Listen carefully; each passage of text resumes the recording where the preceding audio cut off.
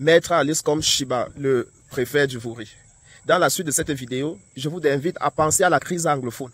À fur et à mesure que vous allez suivre les différentes interventions, vous allez suivre ce qui a empêché Maître Aliscom à déférer à la convocation du préfet et l'intervention de Sa Majesté Bizigui, le président du PAL, parti politique. Suivez. Quand nous parlons de Maître Aliscom, nous parlons de nous-mêmes. Elle écrit au préfet en disant exactement ceci.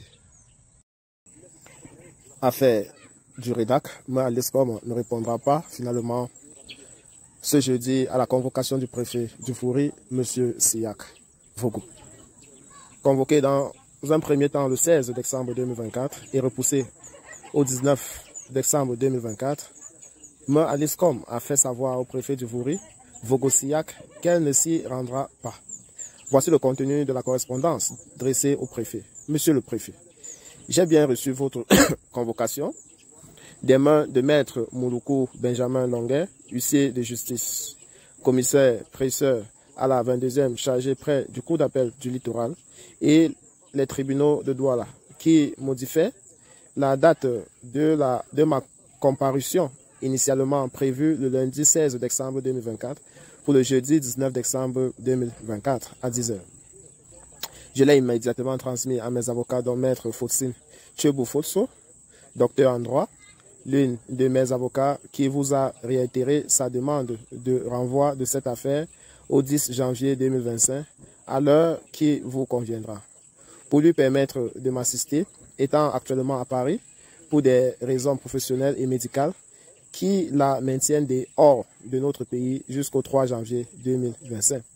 J'ose espérer que vous avez pris acte de sa demande dont les décharges viennent de m'être déposées. Demande que je soutiens bien évidemment de toutes mes forces, espérant que vous allez lui accorder ce renvoi. Ne pouvant, en ce qui vous concerne, invoquer l'urgence qui se trouve être plutôt de mon côté, tant que les bureaux du rédac resteront fermés. C'est la raison pour laquelle je ne serai pas présente dans votre bureau pour honorer la convocation du 19 décembre 2024. Dans cette attente de la nouvelle date que vous voudrez bien fixer pour me permettre d'être assisté par tous mes avocats, veuillez agréer, monsieur le préfet, l'assurance de ma parfaite considération.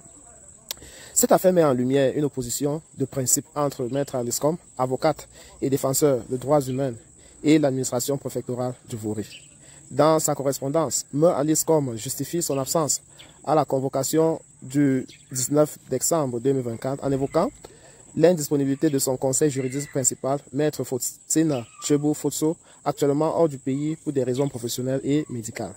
Elle réaffirme son engagement à répondre à une éventuelle nouvelle convocation, à condition que celle-ci soit fixée à une date où elle pourra être assistée par l'ensemble de ses avocats, notamment après le retour de M. Fotso en janvier 2025.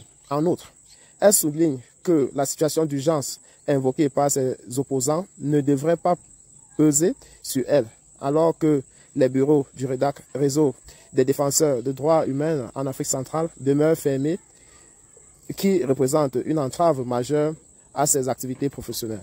Cette position ferme, mais respectueuse des formes, témoigne de la volonté de M. Aliscom de préserver ses droits, tout en s'assurant d'être adéquatement représenté dans cette affaire.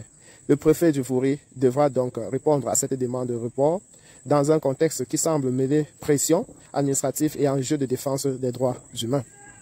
Mais ce n'est pas vraiment ça qui m'intéresse le plus. Il y a eu sur un plateau quelqu'un qui disait la connaître assez bien. Et voici ce qu'il disait. Moi, je me dis, je ne connais pas Maître Aliscom, je ne la connais pas personnellement, mais j'ai quand même suivi cette dame. Je n'ai pas encore vu que c'est une dame qui est toujours en train d'insulter les gens à longueur de journée. Elle parle beaucoup, elle parle de vérité, mais je ne pense pas que si on la convoque devant les tribunaux pour venir s'expliquer, elle ne viendra pas. En tout cas, c'est votre avis. Vous êtes au Cameroun, vous regardez comme tous les Camerounais, chacun a ses yeux. Je pense. Je ne peux pas voir avec vos yeux. Et je ne peux pas répondre de mettre maintenant, les 338 autres. De façon générale. Maintenant, on a frappé 5. La NIF a 300. Allez vous présenter avec les documents, c'est ce qu'on a dit. Tu veux que je fasse le procès des gens qui ne sont pas encore partis se présenter comment? Pourquoi on ne fera pas les 333 autres? Attendez donc, quand il va arriver là-bas avec les serpents venimeux, là, vous allez... vous aurez l'occasion de le savoir. Franc-maçon, vous également. Hein, vous... Et ce n'est pas aujourd'hui que Alice comme ne défend pas ses positions. Depuis jeune avocate, tout le monde la connaît. Elle a toujours défendu des choses qu'elle a choisi de défendre, même dans l'illégalité. Même si ça mettait à mal. Je voudrais d'abord comprendre où elle... Même si ça fait mal, Alice comme a la liberté de défendre qui elle veut, parce que c'est son métier.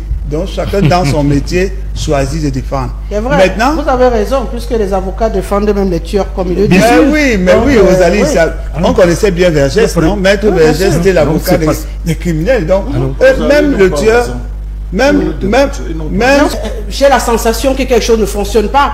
On est en train de mettre un ministre de l'État sous une balance avec ministre du gouvernement. Oui, du gouvernement. Le gouvernement seul n'est pas l'État. Merci, je suis d'accord avec vous. On est en train de mettre un ministre en comparaison. Je me serais attendu vraiment qu'on reste sur le principe de fonctionnement d'associations et d'ONG. Parce qu'essayer de rentrer dans les personnes, ce serait plutôt... Est-ce que ce n'est pas plutôt lui qui vient? On va respirer. Il n'y a pas de lui qui vient. Non. Je répète ce que j'ai dit. Si on parle de fonctionnement d'association et fonctionnement de l'État du Cameroun, on se comprend. Mais à l'instant où on voudrait prendre le ministre en tant qu'individu ou en tant que ministre pour mettre sur une balance, ça brouille le débat et ça nous entraîne vers un couloir qui n'est pas celui que nous voulons. Nous ne voulons pas parce qu'on ne peut pas comparer les deux personnes. On ne peut pas mettre ces deux entités sur une table pour livrer une bagarre. Ce n'est pas possible dans un État qui se respecte. Donc, c'est ce que vous dites. Lorsqu'on vous entend, on dit non, c'est lui qui est venu chercher les problèmes. On a l'impression qu'on est en train de faire un tribunal au quartier. Maintenant, Sa Majesté Bizigui a également fait une sortie dans laquelle il dit exactement ceci.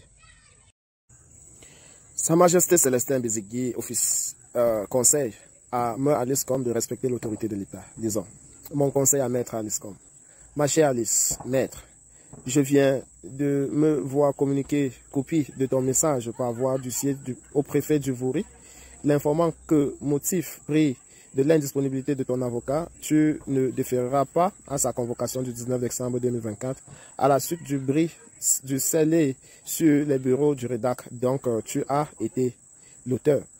Les scellés posés par l'État sont revêtus du sceau de l'État et emportent l'autorité. Les brisés constituent, quelle que soit la raison invoquée, un déni de l'autorité de l'État. Cela est un constat légalement inébranlable et juridique inattaquable. Lorsqu'à la suite de cet acte, tu es convoqué par l'autorité administrative, la voix de la sagesse commandait que tu y défères pour présenter des explications et les justifications de tes agissements. Qu'il nous revient que tu as refusé de déférer à une seconde convocation pourrait confirmer une posture de défiance de l'État qui est susceptible de désapprobation et pourrait justifier des mesures correctives extrêmes à ton encontre. Cette surenchère ne sert pas la cause de droits de l'homme dont tu es le paragone. L'estime et le respect que nous avons l'un pour l'autre depuis des années me commandent de t'exhorter à abandonner cette posture de confrontation et à respecter l'autorité de l'État. Il s'agit notamment de te prêter à la démarche de conciliation qu'est la convocation de l'autorité administrative. Si d'aventure tu n'es pas satisfait de ces conclusions, tu auras toute la latitude de saisir l'autorité judiciaire compétente pour faire valoir tes droits. L'ivresse et le mirage produits par les échos amplifiés des réseaux sociaux ne devraient pas t'encourager à violer les règles républicaines élémentaires dont le respect de l'autorité de l'État est un principe cardinal. Réconcilie-toi avec la raison en abandonnant les voies de la défiance.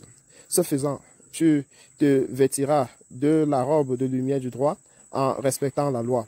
Sa Majesté Célestin Bizigui, président du parti de l'Alliance libérale. La déclaration de Sa Majesté Célestin Bizigui apporte une perspective critique et réconciliatrice dans l'affaire opposant Aliscom et l'autorité administrative du Vouré. En tant que président du parti de l'Alliance libérale et figure influente, il conseille à Aliscom de reconsidérer sa position qu'il perçoit comme une confrontation inutile avec l'État. Voici quelques points clés de son argument. 1. Le respect de l'autorité de l'État. Bézigui rappelle que les scellés posés par l'État incarnent son autorité et les brisés reviennent à nier cette autorité. Pour lui, cet acte est juridiquement inacceptable et expose Aliscom à des sanctions légales. 2. L'importance de la coopération. Il invite Meucom à déférer à la convocation préfectorale qu'il qualifie de démarche de conciliation. Cette coopération, selon lui, aurait permis à Meucom de présenter ses arguments de manière constructive et d'éviter des mesures coercitives qui pourraient ternir son image. 3. Critique de la surenchère médiatique. Bézigui met en garde contre l'influence des réseaux sociaux qu'il accuse de nourrir des postures de défiance et de confrontation avec les institutions.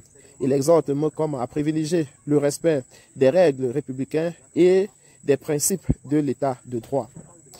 4. La voie judiciaire. Il rappelle que si Meucom n'est pas satisfait des conclusions de l'autorité administrative, elle peut saisir les tribunaux compétents pour faire valoir ses droits.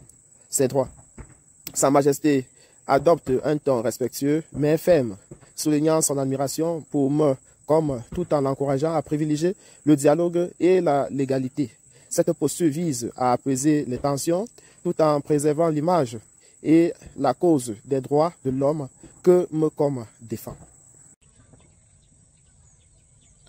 Entre vous et moi, est-ce que Maître Aliscom est en train de manquer le respect à l'autorité de l'État ou elle est tout simplement en train d'utiliser l'autre côté de la feuille sur lequel on l'écrit pour répondre au préfet?